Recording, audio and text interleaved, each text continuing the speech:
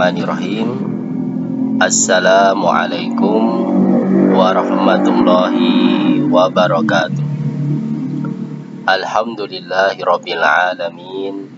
Hamdan katsiran thayyiban mubarakan fih kama yuhibbu rabbuna wa yarda. Wa asyhadu an la ilaha illallah wahdahu la syarikalah wa asyhadu anna Muhammadan abduhu wa rasuluh sallallahu alaihi wa ala alihi wasallam, amma ba'd. Saudara-saudaraku kaum muslimin dan muslimat rahimani wa rahimakumullah, yang semoga senantiasa dirahmati Allah Subhanahu wa taala. Alhamdulillah, puji dan syukur senantiasa kita panjatkan kepada Allah Subhanahu wa taala atas limpahan nikmat-nikmatnya, atas berbagai kemurahannya, kebaikannya kepada kita semua. Sholawat dan salam semoga tercurahkan kepada Nabi kita, Nabi Muhammad sallallahu alaihi wasallam. Pada hari ini insya Allah kita akan melanjutkan kajian akidah tauhid, pembahasan kitab Al-Qawaidul Arba', 4 pedoman pokok di dalam tauhid dan syirik. Pertemuan ke-12 insya Allah, pertemuan yang terakhir. Ya, di dalam pembahasan pada hari ini, di pertemuan yang ke-12 ini, kita akan membahas ucapan dari penulis, penjelasan dari penulis Syekh Muhammad bin Abdul Wahhab rahimahullahu ta'ala, Al-Qaidatur Rabi'ah, kaidah pedoman yang keempat, anna musyriki zamanina, sesungguhnya orang-orang musyrik pada zaman kita saat ini, aghladu syirkan minal awwalin, lebih parah kesyirikannya daripada kesyirikan orang-orang zaman dahulu. Li'annal awwalina yusyrikuna firrakhai. Alasannya apa? Karena zaman dulu, orang-orang musyrik zaman dulu itu melakukan kesyirikan firrakha, dalam kondisi saat tenang, saat lapang. Wa yukhlisuna fisyiddati, dan mereka ikhlas menyerahkan ibadah kepada Allah di saat kondisi itu dalam kondisi genting. Ya. Wa musyriku zamanina syirkuhum daiman firrakhai wasyiddati. Sedangkan orang musyrik pada zaman kita saat ini, kesyirikan mereka selalu ada di setiap waktu, saat roho, saat dalam kondisi lapang, dalam kondisi tenang, mereka berbuat kesyirikan. Wasyiddati, dalam kondisi genting, bahaya pun juga tambah besar lagi kesyirikannya. Ya, ini kaidah yang keempat, penjelasan kepada kita bahwa pada zaman kita ini, saat ini, kesyirikan masih ada. Bahkan kesyirikan pada zaman kita ini lebih parah, lebih banyak, lebih berbahaya daripada kesyirikan pada zaman dulu, zaman orang musyrik, zaman jahiliyah. Wa dalilu qauluhu ta'ala, dalil yang menunjukkan akan hal tersebut, bahwa orang musyrik itu hanya berbuat kesyirikan pada saat kondisi lapang saja, adalah dalam surat Al-Ankabut ayat 65. Fa idza raqibu fil fulki da'awullaha mukhlishina lahuddin falamma najjahum ilal barri idzahum yusyrikun. Ya, Allah Subhanahu wa ta'ala berfirman, fa'idha raqibu fil fulki, jika orang-orang musyrik zaman dulu itu berada di atas lautan, di atas kapal, da'awullaha mukhlisina lahuddin, pada saat ada ombak besar, ada badai, kondisi genting ya di tengah lautan, da'awullah, maka mereka berdoa hanya kepada Allah dengan ikhlas. Dalam kondisi genting, mereka itu tidak meminta, tidak berdoa, ya, tidak berkeyakinan yang bisa menyelamatkan mereka kecuali hanya Allah. Ya, mereka keyakinan mereka ikhlas. Yang bisa menyelamatkan mereka di tengah lautan saat badai itu hanya Allah. Ikhlas saat genting. Falamma najahum ilal barri, pada saat Allah sudah selamatkan mereka sampai di daratan, idahum yusyrikun, ya tiba-tiba mereka kembali berbuat kesyirikan. Saat tenang, saat sudah aman sampai di daratan, mereka kembali berbuat kesyirikan. Tapi saat di tengah lautan, dalam kondisi genting darurat, mereka ikhlas meminta hanya kepada Allah. Sudah hilang, lupa semua berhala sesembahan selain Allah. Ya, ini dalilnya. Ya, sehingga pembahasan kita pada hari ini ada 2 poin. Yang pertama, kondisi kesyirikan pada zaman kita saat ini bagaimana harus kita pahami. Kemudian yang kedua, alasan kesyirikan pada zaman kita saat ini itu lebih parah, lebih berbahaya daripada zaman dahulu. Ya, poin yang pertama, kondisi kesyirikan pada zaman kita. Ya, nah maka perlu kita ketahui bahwa zaman ini, zaman kita itu masih ada kesyirikan. Ya, jadi tidak benar keyakinan, tidak benar ucapan yang mengatakan pada zaman kita saat ini sudah tidak ada lagi kesyirikan. Itu tidak benar. Yang benar bahwa kesyirikan pada zaman kita masih ada. Ya, buktinya apa? Dalilnya yang menunjukkan akan hal tersebut di dalam surat Al-A'raf ayat 14 sampai 16. Allah Subhanahu wa taala berfirman, qala anzirni ila yaumi yub'atsun, qala innaka minal mundharin, qala fabima aghwaytani la'aqudanna lahum siratakal mustaqim. Ya, berkata iblis, Allah menceritakan tentang perkataan iblis pada saat diperintah bersujud kepada Adam, kemudian tidak mau bersujud, kemudian Allah hukum iblis tempatnya di neraka. Maka iblis berkata, anzirni ila yaumi yub'atsun, ya Allah, berikanlah aku tenggang waktu, tempo hidup, panjang umur sampai hari kebangkitan. Minta kepada Allah agar umurnya panjang, tidak meninggal sampai nanti hari kiamat. Maka Allah Subhanahu wa taala berfirman, engkau diberi tenggang waktu. Allah memberikan tempo tenggang waktu panjang umur kepada iblis.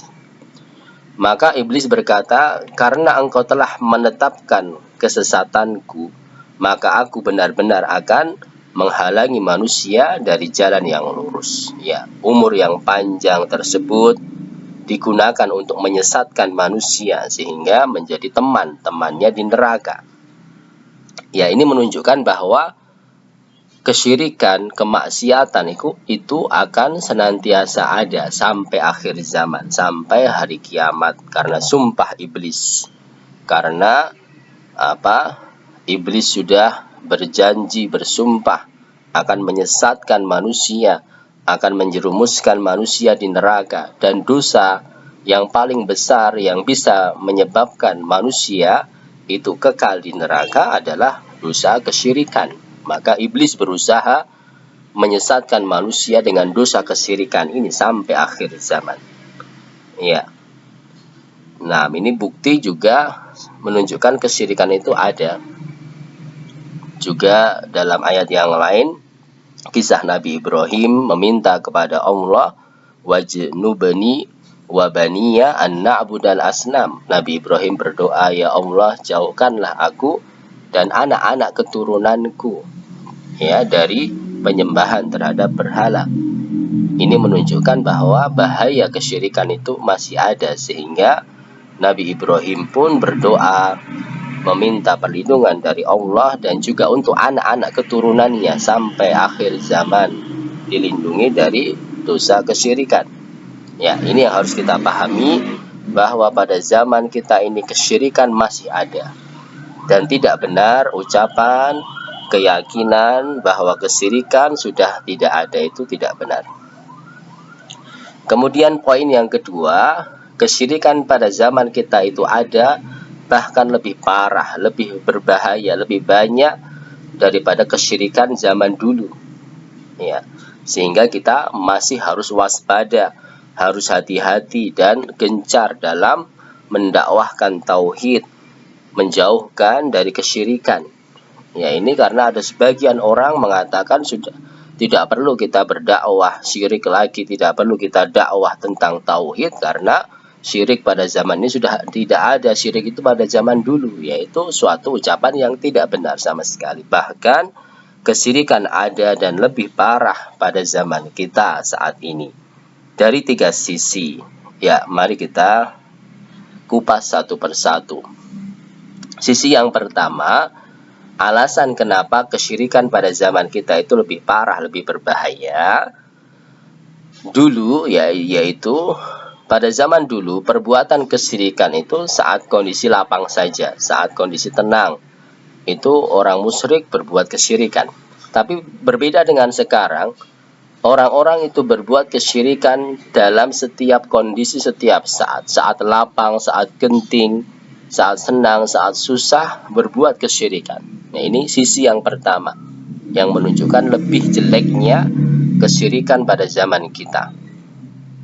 Ya, dalilnya tadi telah kita baca, ya, fa idza raqibu fil fulki da'awullaha mukhlishina lahuddin falamma najjahum ilal barri idahum yusyrikun.